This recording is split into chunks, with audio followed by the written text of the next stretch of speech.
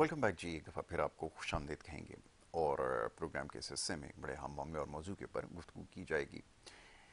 ماہ مبارک کا سلسلہ آتے ہی مختلف جو نجی تنظیمیں ہیں یا ایسے لوگ ہیں جو خیرات صدقات کا ارادہ رکھتے ہیں، وہ بڑھ چڑھ کر ان کاموں میں حصہ لیتے ہیں۔ یہ اس جو بابرکت مہینہ ہے اس کا خاصہ ہے کہ اس میں لوگوں کی کوشش ہمیشہ سے یہی رہتی ہے، اور اس میں بھی سر فہرست شہر کراچی کے اندر بہت ساری ایسی تنظیمیں جو ہیں وہ کام کر رہی ہیں جو اس حوالے سے چاہے قدرتی آفات ہوں یا کوئی بھی مشکل وقت ہو اس میں کام کرتی ہیں۔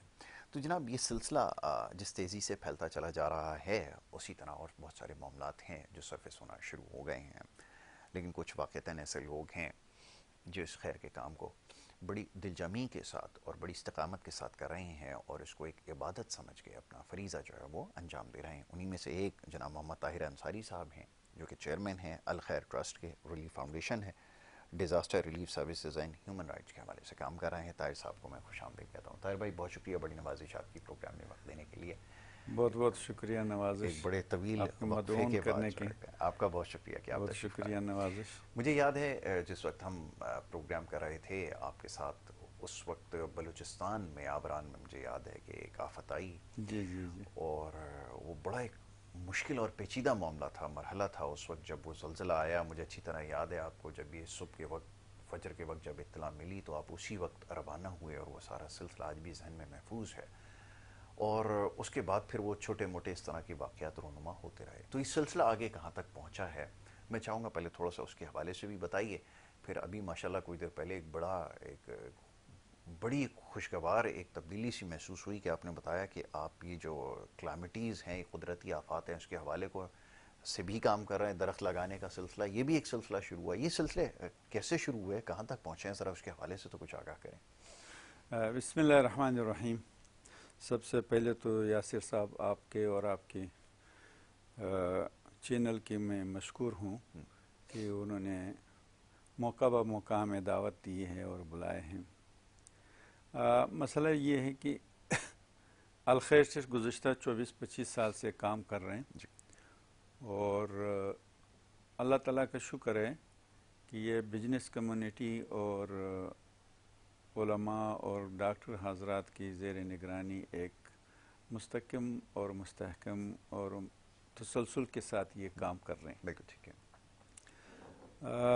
یہ سال بھر ان کی خدمات جاری رہتے ہیں۔ یہ اللہ نہ کرے وہ موسمی ادارہ یا موسمی خدمتگار نہیں ہے، بالکل ٹھیک ہے۔ تسلسل کے ساتھ۔ بیسکلی الخیر ٹرسٹ جو ہم نے بنیاد رکھا تھا وہ کوئی ڈیزاسٹر پہ تھا، یعنی جب ہمارے یہاں کوئی حالات ایسا ہو جائے، سیلاب آ جائے، آگ لگ جائے، جیسے بلدیہ فیکٹری کا واقعہ، بولڈن مارکیٹ کا واقعہ ہوا، یا زلزلے آ جاتے ہیں، جی 2005 کا، 2008 کا، آواران کا، زیارت کا، ہرنائی کا یہ زلزلے آ جاتے ہیں، اور سیلابیں آ جاتے ہیں ملک میں، 2022 کا، 11 کا، 10 کا، اس طریقے سے بارشوں کے سلسلے جو قدرتی یعنی مجموعی طور پر کوئی ڈیزاسٹر آ جاتے ہیں، الخیر ٹرسٹ اس میں کام کر رہے ہیں پورا ملک میں، بلکہ بیرون ملک بعضی جو ہماری دوست اور انسانیت کی مجبور لوگ ہیں ان کی بھی مدد کر رہے ہیں۔ فی الحال جو چھوٹے موٹے آپ نے بتایا تھا کہ یقیناً ہم نے ان ساروں سب ڈیزاسٹر میں کام کیا ہے۔ اس میں یہ جو 2022 کا جو سیلاب تھا، اس میں ہم نے تقریباً 24 ڈسٹرکٹ میں کام کیا ہے، ماشاءاللہ، اور جس میں کوئی 9 ڈسٹرکٹ جو تھے وہ بلوچستان کی تھیں، اور باقی جو ہے 13 ڈسٹرکٹ جو تھے وہ سندھ کے تھیں، مختلف جس میں سیلاب زدہ پریشان لوگ موجود تھے۔ اس کے علاوہ جو ہے 2 ڈسٹرکٹ جو ہے وہ پنجاب اور KPK کی تھی۔ یہ موقع پہ موقع یہ ہم نے ڈیزاسٹر کے لیے، ہماری جو ٹیم ہے، ہمارے جو ٹرسٹی ہے، انہوں نے ڈیزاسٹر کے لیے الخیر ٹرسٹ کا یہ ترتیب دیا تھا، اور لیکن اس کے ساتھ ساتھ بڑھتے گئے اس 24-25 سال میں الحمدللہ اس وقت ہم 37 شعبہ جات میں کام کر رہے ہیں، جو پہلے 36 شعبہ جات میں ہم پہلے کر رہے تھے، لیکن اب سے کوئی 18-20 مہینے پہلے یا 2 سال کے قریب سمجھ لو کہ ہم نے ایک اور شعبہ شروع کیا ہے جس کو آپ ریپلانٹیشن کہیں یا درخت ہے یا انوائرمنٹ کے حوالے سے جو موسمیاتی تبدیلی ہے۔ موسمیاتی تبدیلی میں کام کرنے کے وجوہات یہ ہے کہ 2 وجوہات ہیں۔ ایک تو چونکہ کراچی میں خاص کر کے پاکستان اور خصوصاً کراچی موسمیاتی تبدیلیوں کی ضد میں ہیں۔ آپ محسوس کریں گے کہ کراچی میں جو گزشتہ 2 سال میں گرمی ہیٹ اسٹروک چلے ہیں وہ شاید کافی پہلے نہیں آئے تھے۔ اس کے علاوہ اللہ نہ کرے کہ اتنا شدید گرمی ہو، اس سال بھی ایسا مجھے محسوس ہو رہا ہے کہ گرمی کی شدت زیادہ ہوگا۔ اس کی وجہ یہ ہے کہ ابھی سے جو ہے نا اس سردی کے موسم میں گرمی شروع ہے۔ اس کے ساتھ ساتھ ایک تو یہ وجہ تھا کہ یہ موسم جو ہے موسم کی تبدیلیوں کے ساتھ ساتھ ہمیں چاہیے تھا، اور کراچی جو ہے گرین بیلٹ جو ہے وہ سبز علاقہ بالکل ختم ہوتا جا رہا ہے، تو ہم نے یہ سوچا تھا کہ کراچی ایک سرسبز اور شاداب کس طرح بنایا جائے۔ دوسری طریقہ یہ ہے، اس وجہ سے ہم نے کراچی میں پلانٹیشن شروع کر دیا تھا کہ ہم عموماً الخیر ٹرسٹ پہاڑوں میں، دیہاتوں میں، گاؤں میں، جنگلوں میں، تھر کے ریگستانوں میں اس میں کام کر رہے ہیں۔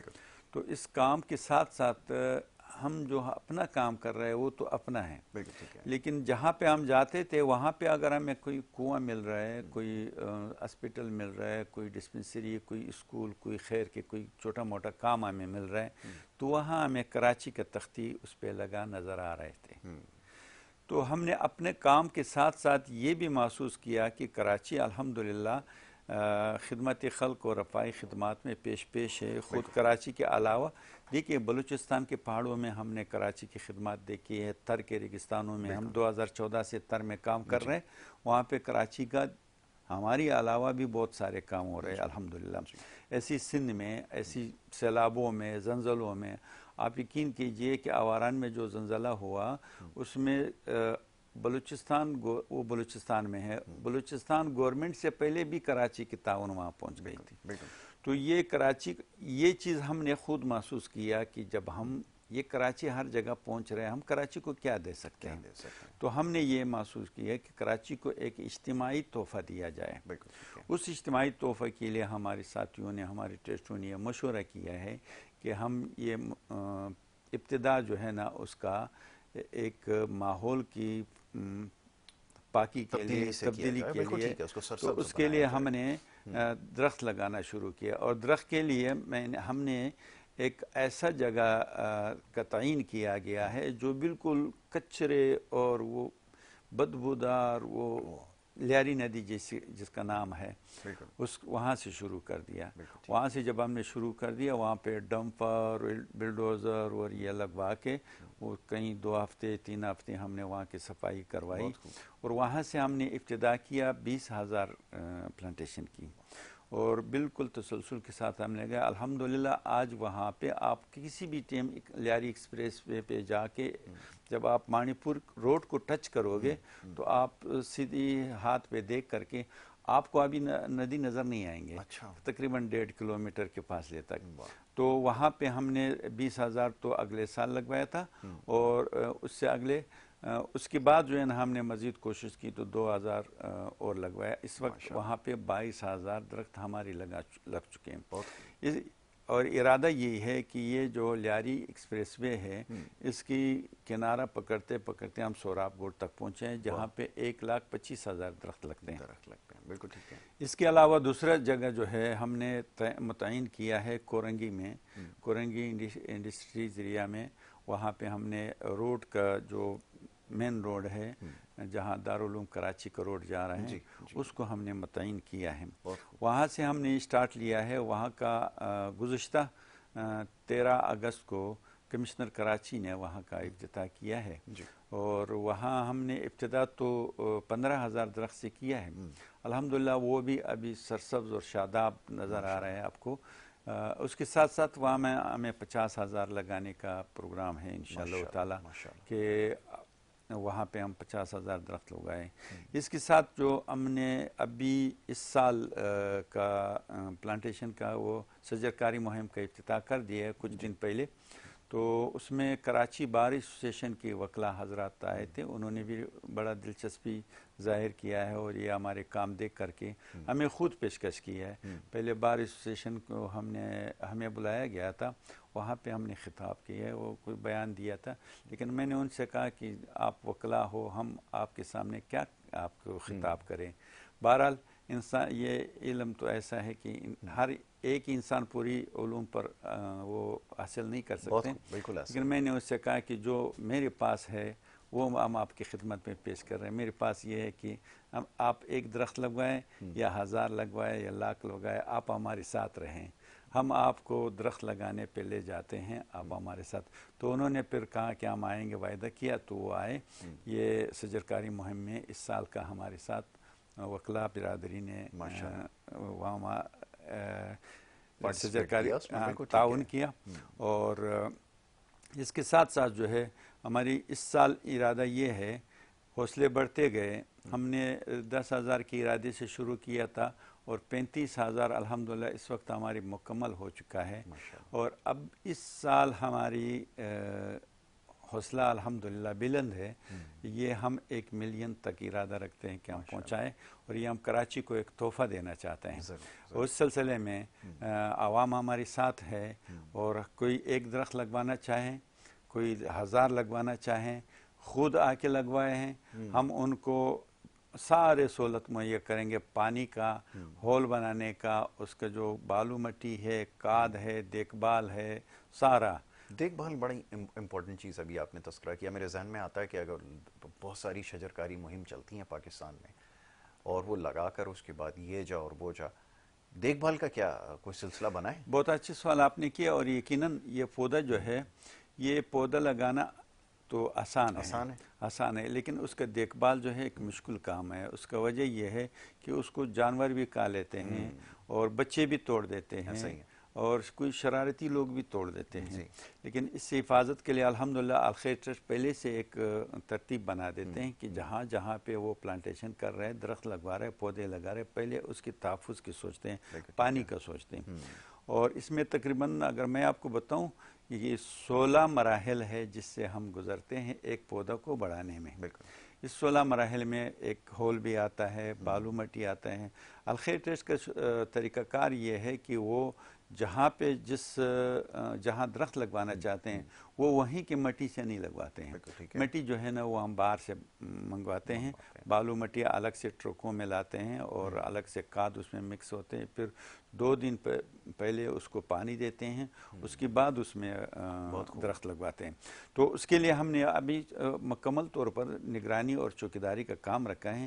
ایک ٹیم پانی دیتے ہیں, ایک ٹیم دن کو, ایک ٹیم چوکیدار رات کو. باقاعدہ جہاں جہاں ہمارے پلانٹیشن ہے وہ باقاعدہ چوکیداری کر رہے ہیں. اور ایک ٹیم جو ہے جہاں جنریٹروں سے, جیسے لیاری ندی ہے, وہاں ہم گاڑی میں پانی نہیں دیتے, وہ ہم جنریٹر لگا کے پانی دیتے ہیں. وہی ندی کا پانی ہم استعمال کر رہے ہیں, وہ بڑی تیزی سے وہ گروتھ ہو رہا ہے اس سے. اور جہاں کورنگی کا ایریا ہے یا شہر کے دوسرے ایریا ہے, اس میں جو ہے ہم گاڑیوں میں پانی لیتے ہیں. باقاعدہ ٹیم ہے, مقرر ہے, اور ٹیم نگرانی کر رہے ہیں.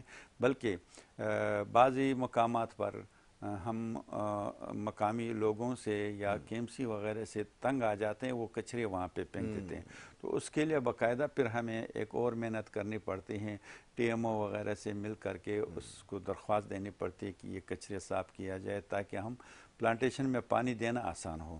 تو ایک تو تھوڑا سا برا لگ رہا ہے, اور دوسرا یہ ہے کہ اس کو پانی دینا بھی آسان ہو جاتا ہے. تو ہم نے ایک ٹیم مقرر کیا ہے کہ جہاں پہ ہم پلانٹیشن کر رہے ہیں وہاں ایک ٹیم, پھر ان لوگوں کو ایک ہم چارٹ بنا دیتے ہیں. اس چارٹ میں وہ سلپ بناتے ہیں, پیپر بناتے ہیں, ان کی دکانداروں کو, مولے والوں کو وہ سلپ دے دیتے ہیں کہ آپ کے علاقے کو سرسبز و شاداب بنانے میں ہم ایک خدمت کر رہے ہیں, لہٰذا आपकी जिम्मेदारी, चाहे आप पानी दो, चाहे उसके कुछ भी करो, निगरानी करो, कुछ भी न कर सके तो कम अज कम उन दरख्तों की हिफाजत के लिए बच्चों और जानवरों से देखा करें, दूर रखें उससे, वहाँ पे कचरे न डालें। ये बाकायदा तौर पर हम एक स्लिप दे रहे हैं उन लोगों को। फिर बाज़ लोग नज़रअंदाज कर लेते हैं, बाज़ लोग उस पर अमल कर लेते हैं, 100 में 80 जो है अमल कर लेते हैं, 20 नज़रअंदाज कर लेते हैं। तो हमने एक टीम मुकर्रर किया हुआ है और बाकायदा तौर पर उसके निगरानी हो रहे हैं। तो ये सिलसिला चल रहा है अल्हम्दुलिल्लाह। हम आपको भी दावत दे रहे हैं और पूरा मीडिया को हम दावत दे रहे हैं कि वो किसी भी टाइम हमारे प्लांटेशन देख सकते हैं, वहाँ पे पौधा लगा सकते हैं, पौधा अपने तरफ से भी ला सकते हैं, हमारे पौधा भी लगा सकते हैं। और हम इंशाअल्लाह ताला जो भी पौधे जहाँ पे भी लगवाना चाहें हम उनको सपोर्ट करेंगे। और जो भी चाहे कोई एक पौधा में दे या लाख पौधा दे, हम उसको लगाएंगे, फिर उनको दिखाएंगे भी और उसको उसके साए के नीचे भी बिठाएंगे। इस वक्त हमें सबसे बड़ा खुशी ये है कि जो दरख्त हमने अपने हाथ से छोटे छोटे 3-3, 4-4 फुट का लगवाए थे, आज उस दरख्त के यानी इस शजरकारी मुहिम में हम गए थे, उसके करीब हमने शजरकारी मुहिम का आगाज़ करना था। उस दरख्तों के साए में हमने गाड़ियाँ खड़ी कर दी। तो कितनी अच्छी बात है। 20, 22, 24 फुट तक एक एक दरख्त पहुँचे हैं और ग्रोथ माशाल्लाह ऐसे होते हैं। चूँकि हम सियासी बुनियादों पर हमारे साथ माहिरीन हैं, PhD माहिरीन है, मौसमियाती तब्दीली में महारत रखते हैं, वो हर जो दरख्त हम लगवाते हैं उसकी वहाँ पे ग्रोथ होना, वहाँ पे वो उसका तरीक़ाकार, उसकी टेमिंग, उसका चेक कर रहे हैं। सियासी बुनियादों पर हम लगवा रहे। तो प्लांटेशन का सिलसिला ये था। माशाल्लाह, ये बड़ी अच्छी बात है। आप लोगों से गुजारिश ये है कि सबसे पहले अगर आपके पास चलें कोई ऐसी जगह है जो बड़े रकबे पर है, आप समझते हैं कि यहाँ पर प्लांटेशन की जा सकती है, तो आप हमसे रब्ता करें, हम ताहिर भाई को इसके बारे में बता देंगे और फिर वहाँ पे भी प्लांटेशन का काम शुरू हो जाएगा। एक तो ये चीज़ हो गई। दूसरी चीज़ ये कि अब ये एहसास ज़िम्मेदारी है, अब जैसे इन्होंने काम शुरू किया है वो कि हुकूमतों की ज़िम्मेदारी होती है कि इस तरह के जो है वो काम करें, लेकिन चलें उनके पास और करने के लिए बहुत सारे काम हैं, तो इसमें अपना हिस्सा डालने की ज़रूरत है। ख़ास तौर पे जिन जगहों पर ये सारे दरख्त लगाए गए हैं तो वहाँ पर सबसे ज़्यादा ज़रूरी ये है कि आपने पहले तो एहतियात रखनी है। और अगर आप जैसा भी ताहिर साहब फरमा रहे थे कि अगर कुछ भी नहीं कर सकते तो वह खुदा रहा कचरा ना डालें। एक सबसे बड़ा मसला हमारी पूरी सोसाइटी में ये है कि हर शख्स इसको जवाब बना रहा है कि हमें जगह नहीं है तो हम जहाँ चाहे कचरा डाल सकते हैं। इस चीज़ को अगर तर्क करेंगे तो फिर आप देखेंगे माहौल में आहिस्ता आहिस्ता बेहतरी आना शुरू हो गई है। वगरना एक बात मैं यहाँ अर्ज़ करता चलूँ, जैसे अभी ताहिर साहब फरमा रहे थे, सबसे बड़ा चैलेंज है इस वक्त शहर कराची के अंदर ना, इस वक्त सबसे ज़्यादा जो मसला है वो सांस की बीमारियों का है। और उसकी वजह क्या बन रही है कि जगह जगह जो आप देख रहे हैं खुदाई हुई हुई है, मिट्टी जो ज़मीन के नीचे से माफ़ कीजिए निकल रही है, इसकी वजह से सांस की बीमारियाँ, दमे का मर्ज़ और इस तरह बहुत सारे और मामला हैं जिसमें लोग बड़ी तेज़ी से आते जा रहे हैं और बड़े ख़तरनाक हद तक इसमें अब इजाफा हो चुका है।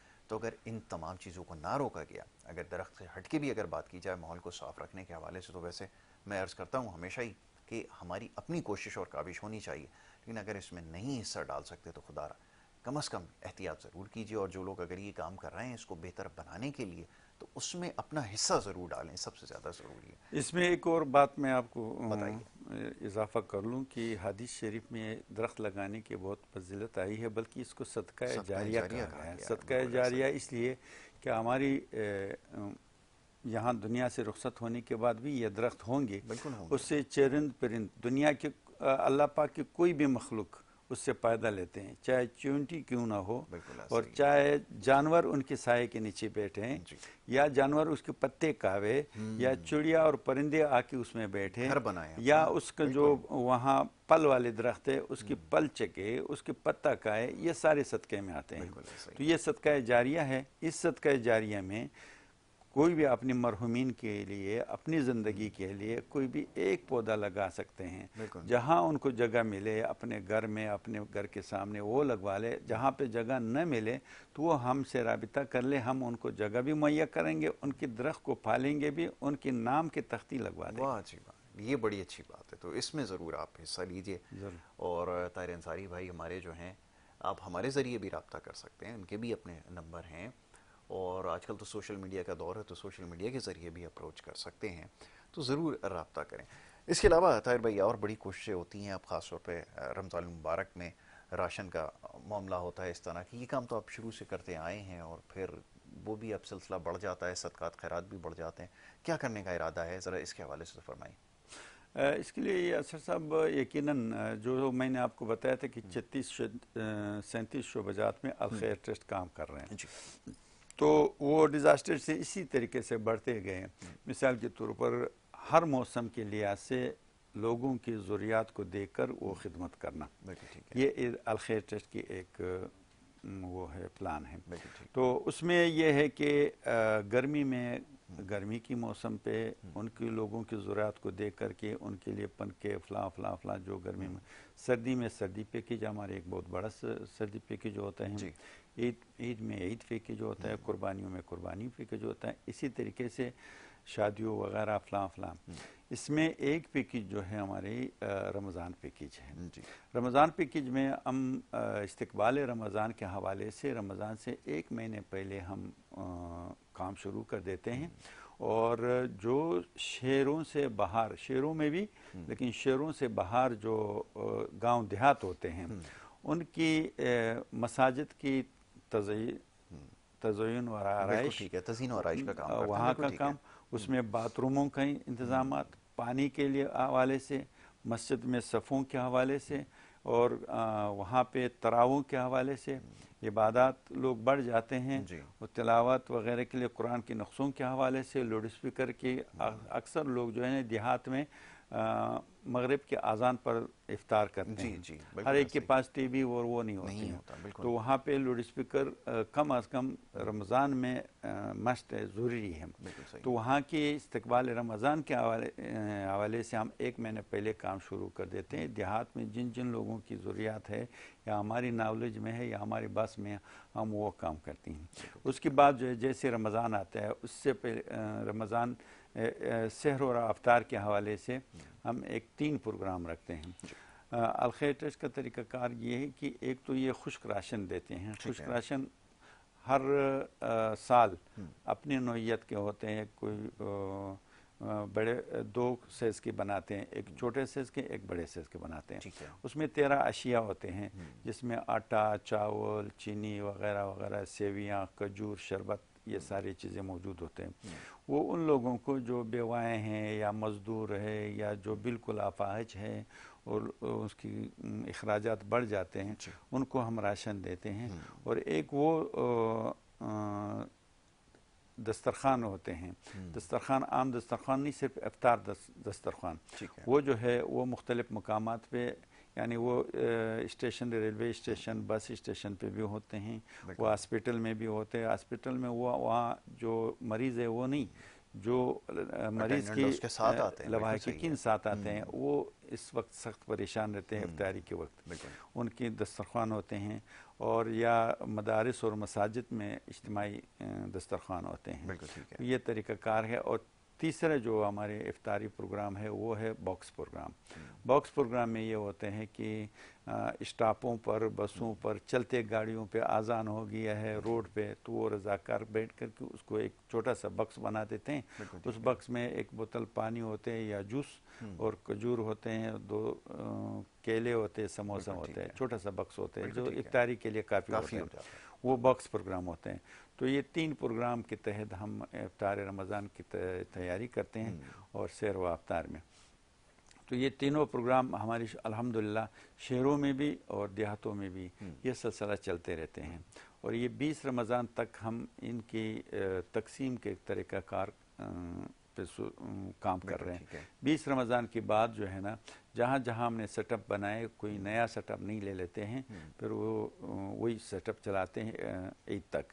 اور یہ جو 20 رمضان سے لے کر عید تک جو 10 دن ہے، وہ عید پیکیج میں ہم بنا دیتے ہیں۔ پھر عید پیکیج میں جو ہے اس کے علاوہ جو بچوں کا، غریبوں کا، یتیموں کا کپڑے اور جوتے، واسکٹ، ٹوپی، جو بچوں کی ضرورت ہوتے ہیں، اور غریب لوگوں میں کپڑے تقسیم کرنا، پھر ان کی خوشیوں میں ان کی خوشی کو بڑھانا، یہ شامل ہوتے ہیں۔ اس کے باقاعدہ ہمارے پاس ایک لسٹ ہوتے ہیں، اس لسٹوں کے مطابق جو ہے نا ہم کام کر رہے ہیں۔ وہ ہمیں پتہ ہوتا ہے کہ کون غریب ہے، کون امیر ہے، اور کون مستحق ہے، زیادہ استحقاق رکھتے ہیں، اور کون جو ہے گزارے والے ہیں۔ تو ہماری ترجیحات جو ہے وہ سب ان بیواؤں کے لیے ہے جو خود بھی مزدوری کرتے ہیں اور اپنے بچوں کو پالتے ہیں۔ ان کے اس کے بعد جو ہے نا وہ غریب ہے جو روزے تو رکھتے ہیں لیکن مزدوری کے قابل نہیں ہوتے، کوئی اپاہج ہے، کسی کی پاؤں نہیں ہے، کسی کا ہاتھ نہیں ہے، کوئی مجبور ہے، لیکن بہرحال روزے تو رکھتے ہیں، ان کا ہم سپورٹ کر رہے ہیں۔ وہ عید کے پروگرام میں ان کو اور ان کے بچوں کو ہم سپورٹ کرتے ہیں، عید کے پروگرام بناتے ہیں۔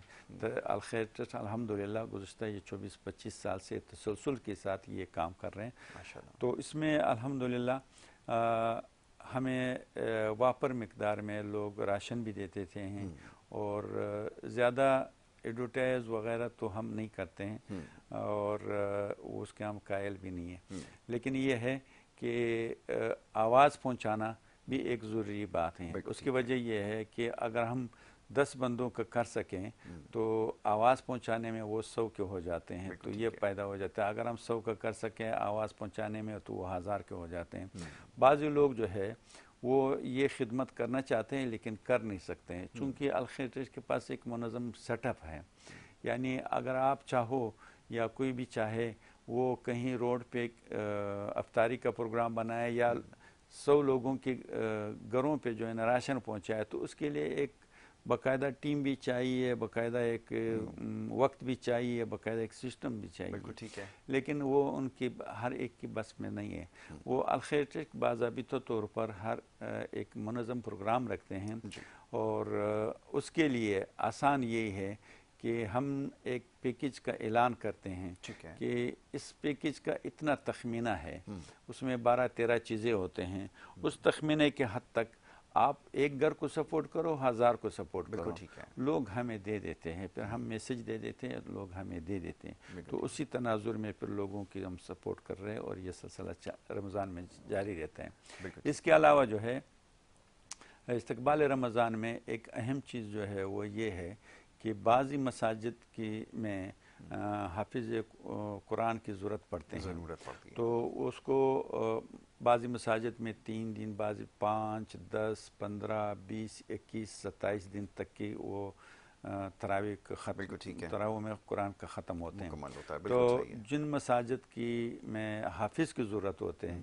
وہ بھی ہم سے رابطے میں رہتے ہیں کہ بھائی ہمیں حافظ کی ضرورت ہے، اور جن حافظوں کو جو حفظ کر کے اپنے زندگی میں کہ دوسری کام میں مصروف رہتے ہیں، لیکن وہ یہ کہتے ہیں کہ میں رمضان میں کہیں قرآن شریف سناؤں، تراویح میں پڑھاؤں، وہ بھی ہم سے رابطہ کر لیتے ہیں۔ یہ باقاعدہ اس کا اور ان کا کنٹیکٹ بھی ہم کرواتے ہیں تاکہ وہ ان کی ضروریات پورے ہو جائیں، مسجد والے کی پریشانی بھی دور ہو جائے، حافظ صاحب جو قرآن پڑھاتے ہیں ان کی بھی جگہ متعین ہو جائیں۔ اصل میں یہ حفظ قرآن جو ہے وہ جو حافظ رمضان میں قرآن سناتے ہیں اس سے بھول نہیں تھے، وہ یاد رہتا ہے، اور جو رمضان میں نہیں سناتے ہیں اس سے بالآخر بھول جاتے ہیں۔ تو یہ سلسلہ رمضان کا ایک خدمت کا جاری رہتا ہے، اس میں ہمارے ساتھ الحمدللہ لوگ شامل ہوتے رہتے ہیں، اور چاہے ایک کھجور ہو اور چاہے آپ لاکھوں کے راشن میں تقسیم کریں۔ ایک دن میں نے کسی کو میسج کیا تھا، تو انہوں نے ہمیں رمضان پیکج بہت بڑے پیمانے پہ بھیج دیا تھا، تو پھر وہ ہم نے تقسیم کیا تھا، ایک بندہ ساتھ میں بھیج دیا تھا۔ ہم یہ کیٹیگری دیتے ہیں ہر ایک کو کہ اگر آپ کسی کو کوئی چیز دینا چاہے، دے نہیں سکتے تو اپنا ایک نمائندہ ساتھ کر لیجئے، سارے خدمت الخیر پہ چھوڑ دیجئے، باقی جو ہے نا وہ آپ صرف نگرانی کرتے رہیں، تو تاکہ تسلی بھی ہو جائے آپ کو اپنا کام کا، اپنا خدمت کا۔ تو ایک دن میں گیا تھا، ایک صاحب کو میسیج میں نے کیا تھا، تو انہوں نے بڑے پیمانے پہ رمضان پیکج بھیجے تھے، پھر ہم نے اس کو استعمال کیا، بندہ بھیجا تھا ساتھ میں کیا تھا۔ وہ بندے نے جب وہاں جا کے رپورٹ دیا تھا اس کو، تو انہوں نے مجھے میسج کیا کہ آپ نے ملنا ہے. اس وقت تک میں اس سے نہیں ملا تھا. آپ نے ملنا ہے. جب میں اس سے ملا تو انہوں نے گلے لگوایا اور کوئی عجیب سی شکریہ ادا کیا, میں آپ کا مشکور ہوں فلاں فلاں فلاں. میں حیران ہو گیا کہ بھائی چیزیں تو نے مجھے دی ہے, مجھے آپ کا شکریہ ادا کرنا چاہیے, آپ میرے شکریہ ادا کر رہے ہو, کیوں میاں صاحب کیوں ایسا؟ تو انہوں نے کہا تھا کہ ایسی بات نہیں ہے, یہ کام یہ خدمت میں کرنا چاہ رہا تھا لیکن میں کر نہیں سکتا, آپ نے میری مشکل آسان کر دیے ہے, جو جس طریقے سے میں چاہ رہا تھا اسی طریقے سے الخیر نے کام کر دیا تھا اور میری دل کو سکون ہوا, تو میں اس لیے آپ کا شکریہ ادا کر رہا ہوں کہ میرے کام آپ نے احسن طریقے سے کر لیا. میں نے کہا ٹھیک ہے یہ تو اس طریقے سے جو کوئی حضرات یہ صدقہ تو کرنا چاہتے ہیں, رمضان روزہ داروں کی سپورٹ کرنا چاہتے ہیں لیکن کر نہیں سکتے, اس کی بھی ہم سپورٹ کر رہے ہیں. اور جن لوگوں کو ضرورت ہے وہ تو آلریڈی ہمارے ہیڈ آفس ہے, وہ درخواست جمع کر دیں, ہم اس کو سپورٹ کرتے ہیں.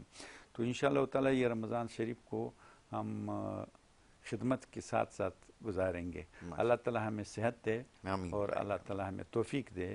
سب کچھ توفیق اللہ کی توفیق کے بغیر کوئی بندہ ایک کھجور کسی کو نہیں دے سکتے. اور دوسری بات یہ ہے کہ الحمدللہ رمضان المبارک میں ہماری ہر عمل جو ہے عام دنوں میں 10 کی نیکی ملتے ہیں اور رمضان میں 70 پہ ملتے ہیں. تو یہ ایک سیزن ہے, مارکیٹ لگے گی رمضان میں, مارکیٹ لگے گی, تو اس سے فائدہ اٹھایا جائے. یہ کوئی ضروری نہیں ہے کہ آپ کسی کو بہت سارے دولت دے دیں, ایک گلاس پانی دے دو اور ایک کھجور دے دو, اور جن لوگوں کو آپ روزہ افطار کراؤ گے یہ کنفرم بات ہے کہ ان کو اتنی ثواب ملے گی جتنے روزہ دار نے روزہ رکھا ہے, اور روزہ دار کی ثواب میں ایک ذرا بھی کمی نہیں آئیں گے. اچھا طاہر بھائی, ایک چیز اور جاننا چاہوں گا, آج کل تو ہر طرف اس بارے میں بات ہو رہی ہے, مہنگائی کا اثر پڑا ہے کچھ؟ پہلے جو اخراجات ہوتے تھے وہ یقیناً اب تو بہت زیادہ بڑھ گئے ہوں گے, پھر یہ کہ جو کام کرنے والا ہے وہ بھی ایک لمحے کے لیے سوچتا ہے کہ میں کام پھیلاتا جا رہا ہوں. بہرحال برکت تو اللہ اس میں دینے والا ہے, لیکن مہنگائی کا کچھ اثر پڑا ہے؟ مہنگائی کا تو میں آپ کو بتاؤں کہ اس سال الحمدللہ پچھلے سال سے تھوڑا سا چیزیں, 1-2 چیزیں ایسی جو ہم پیکج میں ڈالتے ہیں 13 چیزیں, اس میں 1-2 چیزیں ایسے ہیں کہ تھوڑا مہنگے ہو چکے ہیں, باقی چیزیں سارے کی سارے کم ہو چکے, کنٹرول میں آ گئے. کنٹرول میں آ گئے. اس کی ایک چھوٹا سا مثال میں دے رہا ہوں کہ 2024 کی رمضان پیکج جب ہم بنا رہے تھے اس وقت ہمیں آٹھا ملنے کا جو مشکل تھی وہ 2 طریقوں سے, ایک تو آٹھا مل ہی نہیں رہتے. اچھا دوسرا یہ ہے, پرسوں ہم نے وہاں کا پچھلے سال کا لسٹ اٹھایا تو اس میں ہم نے 10 کلو کا آٹا خریدا تھا 1250 روپے سے, اور اس سال جو ابھی ہمیں مل رہا ہے 820 روپے کا. تو یہ کافی فرق ہے, یعنی بالکل صحیح ہے. یعنی اس سال ہمیں کمی محسوس ہوئی ہے. باقی اس کے علاوہ جو ہے مہنگائی پہ جہاں پہ ہم آتے ہیں کہ 3-4 چیزیں جو ہے وہ ناقابل برداشت مہنگا ہو چکے ہیں, جس میں گورنمنٹ کی بھی تھوڑا سا حصہ داری شامل ہے. جیسے پیٹرول ہوا, گیس ہوا, بجلی ہوا, اور صحت کا میڈیکل ہوا. آج کل میڈیکل جو ہے وہ سب سے ٹاپ پر مہنگا جا رہا ہے. آپ کو اگر کوئی مقامی طور پر MBBS ڈاکٹر کے پاس بھی جاوے اور وہ آپ کو پرچہ دے تو پرچہ گھر جاتے جاتے 2-3 ہزار روپے چلے جاتے ہیں, اور ورنہ تو عام نارمل ڈاکٹر کے پاس آپ جاؤ گے 2000 روپے فیس فلاں فلاں. یہ میڈیکل بہت مشکل ہو چکا ہے, اور پیٹرول اور گیس اور بجلی ان سے جو ہے لوگ بہت تنگ آ چکے ہیں. اس کی دار و مدار جو ہے کسی بزنس مین کے نہیں, یہ ڈائریکٹلی گورنمنٹ کے ساتھ ان کا تعلق ہے, یہ گورنمنٹ ہی کم کر سکتے ہیں. باقی جو مارکیٹ لیول ہے, مارکیٹ لیول میں الحمدللہ اب بھی زیادہ وہ مشکلات نہیں ہے جیسے پچھلے سال تھا. تو مہنگائی کے حوالے سے تو الحمدللہ کچھ نہ کچھ سکون تو ہے. البتہ ہماری کام پہ یہ اثر پڑ سکتا ہے کہ جہاں ہمیں 1000 لوگوں کو راشن دینا ہے, جب ایک چیز مہنگا ہو جاتا ہے تو وہ 1000 کے بجائے وہ راشن 800 لوگوں کو پہنچتے ہیں. تو یہ ایک مشکل تو ضرور ہے, لیکن بہرحال میں اس سال مہنگائی سے تھوڑا سا مطمئن ہوں، زیادہ مشکلات نہیں ہے. اللہ آگے اور بھی خیر کرے کہ رمضان میں بھی سستائی ہو. اور دوسری یہ میری گزارش ہے عام تاجر برادری سے اور دکاندار حضرات سے، جو دنیا میں ہو رہے ہیں، وہ اپنا جو ان کی خوشی کے دن آتے ہیں، عید آتے ہیں، اس کے کرسمس آتا ہے وغیرہ وغیرہ، اس میں وہ لوگ ڈسکاؤنٹ کر لیتے ہیں اور ریٹیں جو ہے کم کر لیتے ہیں. ہمارے یہاں تھوڑا سا یہ مصیبت ہے کہ لوگ جو ہے ذخیرہ اندوزی کر کے رمضان کے لیے رکھتے ہیں، پھر رمضان میں اس کو جتنا اس کا بس چلے اتنی زیادہ مہنگا بیچتے ہیں، جبکہ یہ ایک ظلم ہے، جائز ناجائز اپنی جگہ، لیکن ظلم ہے، بہت ہی ظلم ہے.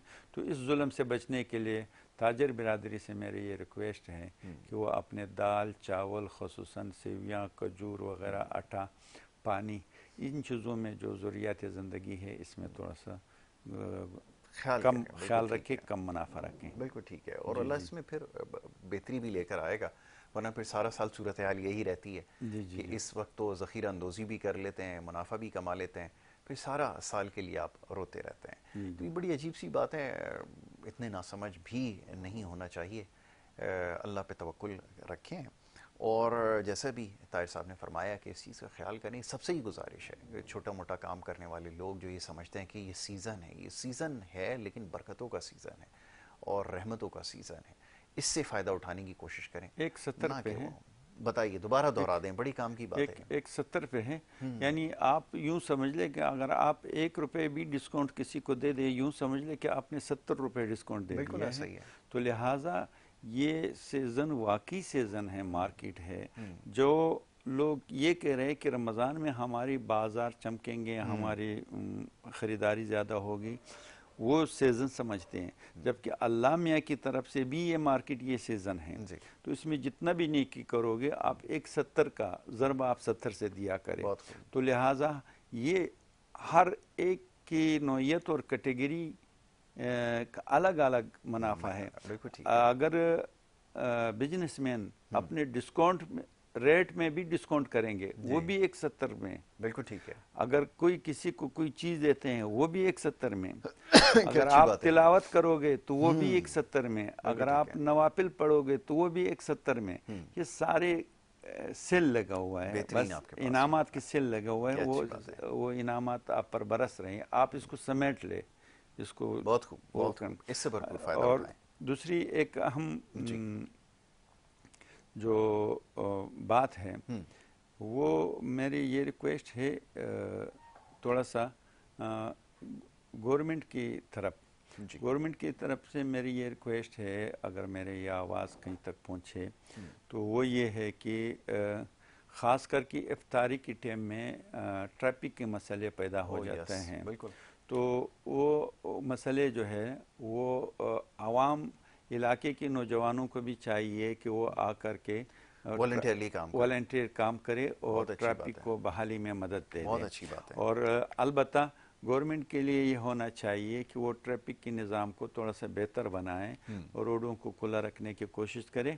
اور جو جہاں پہ روڈ زیادہ رش ہوتے ہیں، جن روڈوں پہ زیادہ پریشر ہوتے ہیں، ان روڈوں کو تھوڑا سا تجاوزات وغیرہ ہٹا کے اس کو کھلا رکھیں.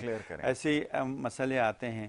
ہم تو یہ افطار بخش جو گاڑیوں کو دیتے ہیں وغیرہ، ہمیں پتہ ہوتا ہے، یعنی افطار سے ایک گھنٹہ پہلے جو ہے لوگ اپنے کام سے چھٹی کر کے چلے جاتے ہیں، لیکن وہ راستے میں ہی افطار کر لیتے ہیں. تو اس کے افطار جو ہے نا، وہ گھر میں بچوں کے ساتھ جو افطار ہوتا ہے یا اس کی خوشی ہوتے ہے، وہ ماند پڑ جاتے ہیں.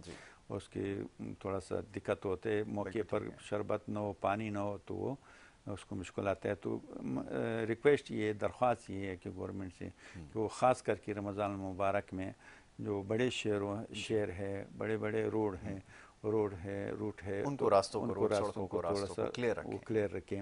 اس میں وہ بھلے مقامی تنظیموں سے، اداروں سے، NGO سے اور طلبہ تنظیموں سے وہ یا اپنا رضاکاروں سے یہ اس سے مدد لے سکے، ان کے نوجوانوں کو وہ ہائر کر سکتے ہیں، اور بہت سارے نوجوان اس کام کے لیے حاضر بھی ہیں انشاءاللہ تعالی، لیکن یہ تھوڑا سا وہ ترتیب بنانا چاہیے، ترتیب بنانے کی ضرورت یہ ہے میرے ایک خاص طور ریکویسٹ پہ. ہے. بالکل آپ نے صحیح کہا کہ یہ وقت کی ضرورت ہے. طاہر بھائی بہت ساری باتیں ہیں، انشاءاللہ پھر موقع ملے گا ضرور آپ کے ساتھ جو ہے وہ ڈسکس کریں گے، بہت کچھ سمجھنے کا موقع ملتا ہے، خاص طور پہ جو کام کر رہے ہیں پلانٹیشن کے حوالے سے، یہ وقت کی بڑی اہم ضرورت ہے، اور شہر کراچی کے لیے تو خاص طور پہ یہ ایک بہت بڑی نعمت ہے.